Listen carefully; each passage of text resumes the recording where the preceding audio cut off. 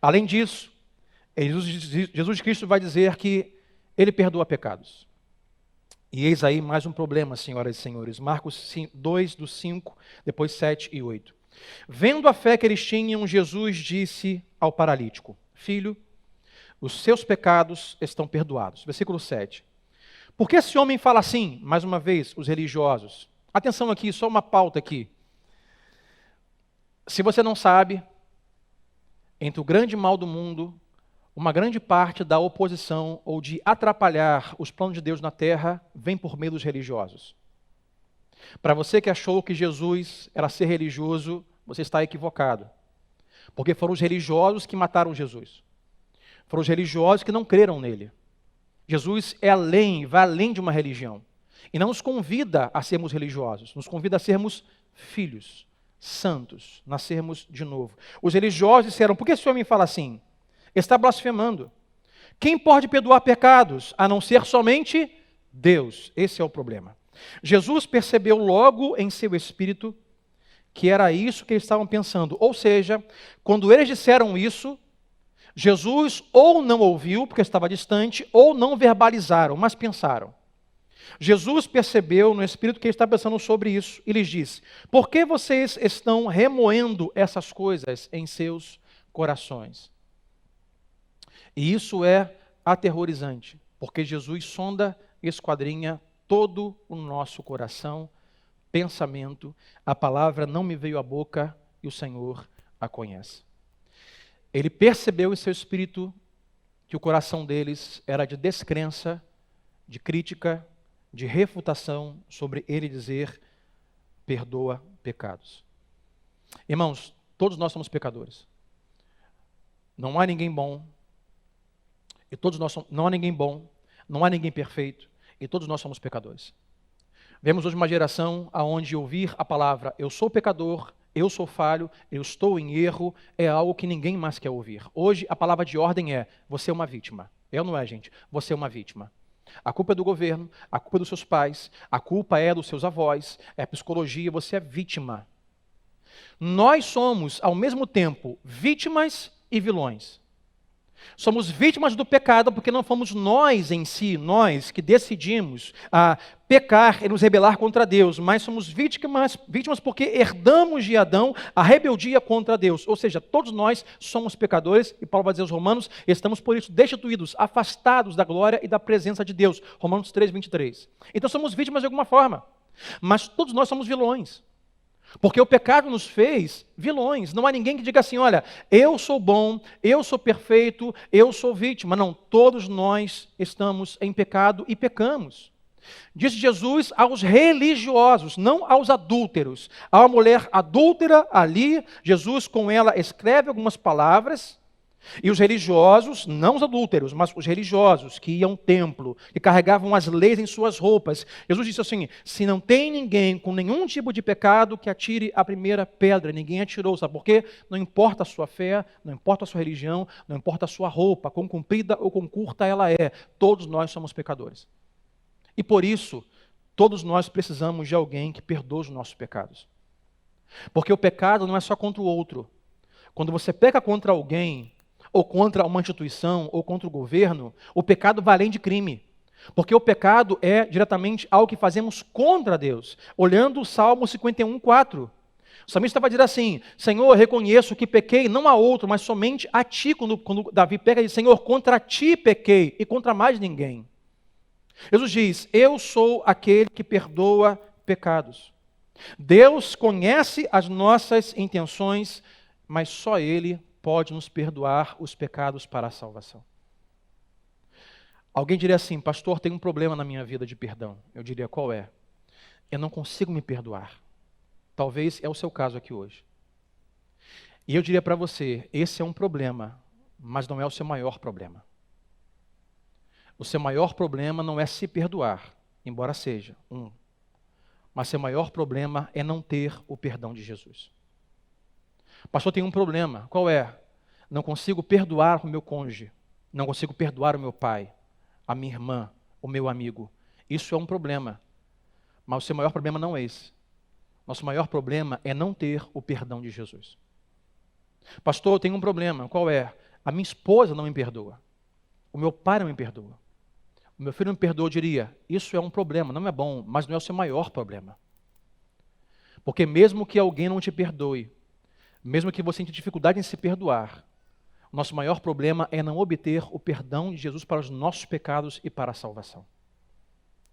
E só Jesus perdoa pecados. Ainda que o seu cônjuge te perdoe, ainda que você se perdoe, se você não obter o perdão de Jesus, você está condenado à morte eterna. Está condenado à perdição eterna. E Jesus conhece todas as intenções do nosso coração.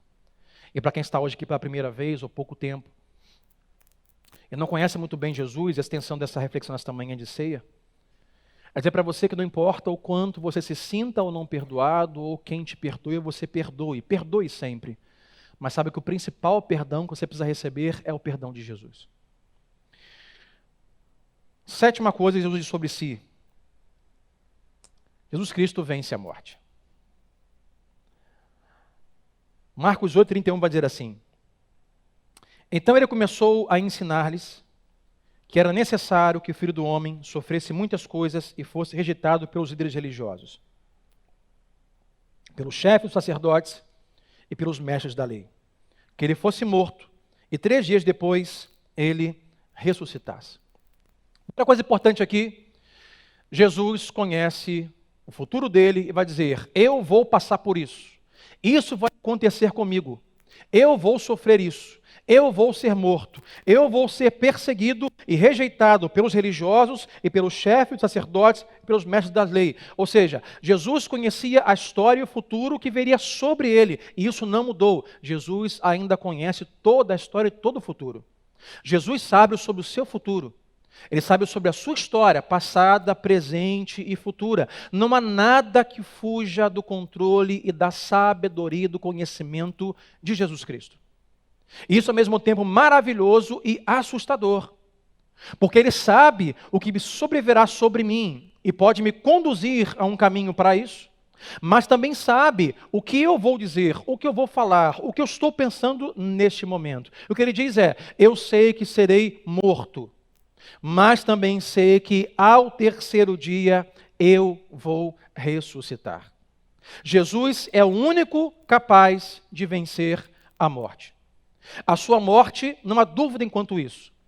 Ela foi nítida, foi pública, foi clara, foi global. Lá está Jesus publicamente em uma cruz, crucificado, amarrado, preso em suas mãos com pregos, os seus pés com pregos. Depois de um tempo de o que nós chamaríamos de um interrogatório, com o fim de puni-lo. Depois de chibatadas, chicotadas, ele vai a público, carrega a sua cruz, é pregado na cruz, é amarrado. Já quase morto, uma lança o fere em seu lado para destilar, então trazer água e sangue, para que ele então fosse a óbito mais rápido, ou sofresse mais em sua dor. E sabe o que ele faz enquanto morre? Ele cumpre as palavras para o seu próprio evento. Ele fala assim: Pai, perdoa-lhes, porque eles não sabem o que fazem. E diz: está consumado.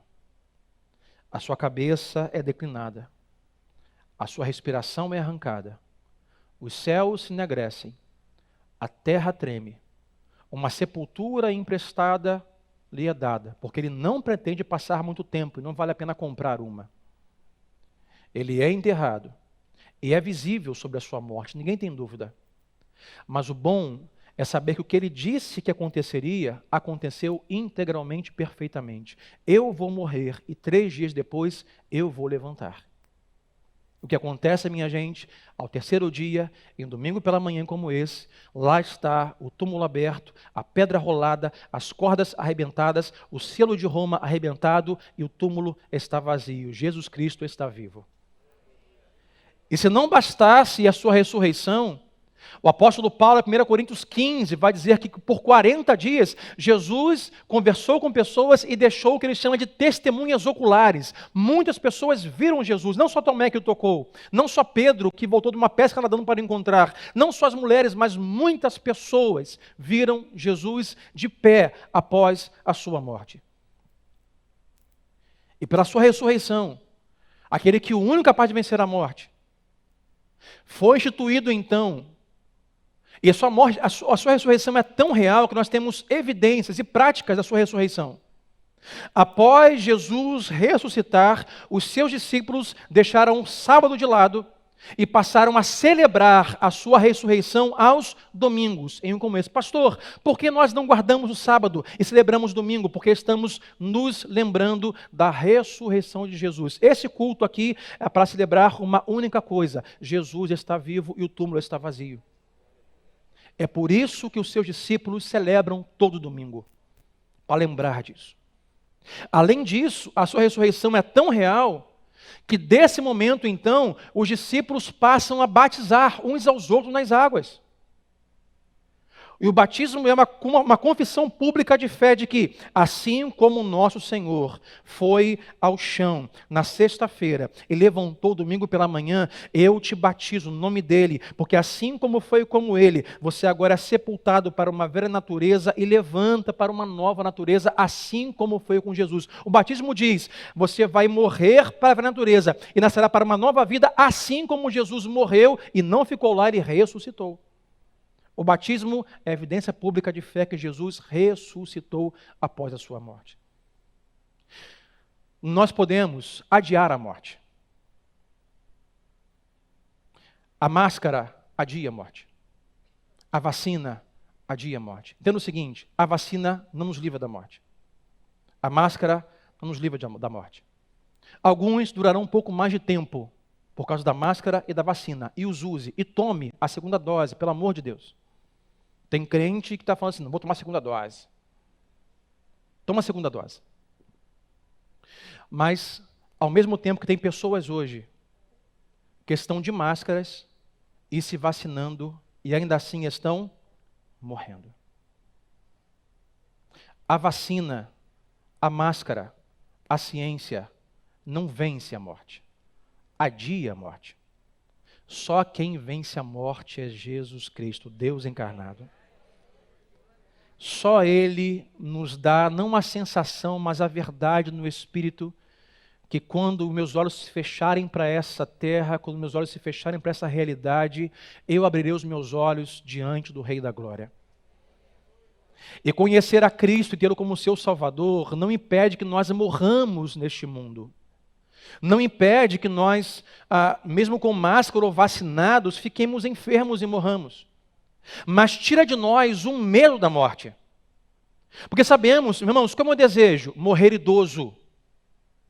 Qual é o meu desejo? Eu ver os meus netos e bisnetos. Quem está comigo, levante a mão aqui. Esse é meu desejo.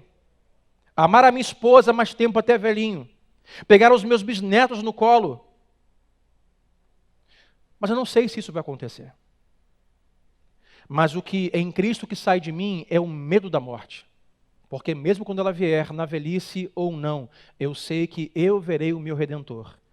Que há um lugar que me espera. Que Jesus é aquele que venceu a morte. E para você que está hoje aqui pela primeira vez ou há pouco tempo, saiba que vacina e máscara, religião, qualquer outra coisa que você faça, apenas adia a morte. Só Jesus vence a morte. Oitavo e último. Jesus diz, eu sou o caminho, eu sou a verdade e eu sou a vida. João 14, do 1 ao 6. Não se turbe o coração de vocês. Creiam em Deus, creiam também em mim. Como já disse, eu sou Deus. Na casa de meu pai há muitos aposentos. Se não fosse assim, eu lhes teria dito, vou preparar-lhes lugar. E se eu for lhes preparar lugar, voltarei e os levarei para mim, para que vocês estejam onde eu estiver. Vocês conhecem o caminho para onde eu vou. Tomé, naquela época, sem Google Maps, perguntou, Senhor, não sabemos para onde vais. Como então podemos saber o caminho? Respondeu Jesus, quer ir a Deus? Quer viver eternamente? Eu sou o caminho, eu sou a verdade e eu sou a vida. E ninguém vai ao Pai, ninguém vai aos céus, a não ser por mim. Eu sou o único caminho, eu sou a única verdade e eu sou a vida. Jesus é mais do que um bom homem, é mais do que um grande líder, é mais do que um sábio, é mais do que um exemplo. Jesus é o único caminho, é a única verdade e a única vida. E não há gozo celestial, eternidade, ressurreição eterna sem Jesus como seu Senhor e seu Salvador. Ele diz, olha, não perturbe o coração de vocês. Vemos hoje um tempo de muita conturbação. Não fiquem tristes. Quando a vida, você percebe que a vida, ou as pessoas o deixaram, quando a vida é difícil, quando há tristeza, quando você está chateado, frustrado, ansioso, magoado, ou simplesmente as coisas não vão bem. Não levante a mão hoje quem diria assim, pastor, as coisas simplesmente não estão indo bem para mim. Dentro de mim, na minha cabeça, fora de mim, não estão indo bem. Jesus diz, não tenham com vocês nenhum tipo de perturbação em vossos corações, porque eu estou indo preparar um lugar para vocês. Que lugar é esse? Aquele que ele diz, de lá eu vim. E aqui repete, de lá eu vim, e para lá eu estou voltando para preparar um lugar para vocês, para que vocês um dia estejam comigo eternamente. Mas só Ele é o caminho, só Ele é a verdade, e só Ele é a vida. Jesus é mais do que um bom homem. Jesus é o próprio Deus. Jesus é mais do que um sábio. Jesus é mais do que um líder de uma religião. Jesus desceu do céu, só Ele perdoa pecados, só Ele é santo, só Ele faz milagres, só Ele está ressurreto. Todos os outros deuses, ou todos os outros líderes religiosos, tem o seu lugar que você possa visitar e ter acesso aos seus ossos. Jesus é o único o qual podemos visitar e o lugar que o foi enterrado está vazio. Só Ele vence a morte.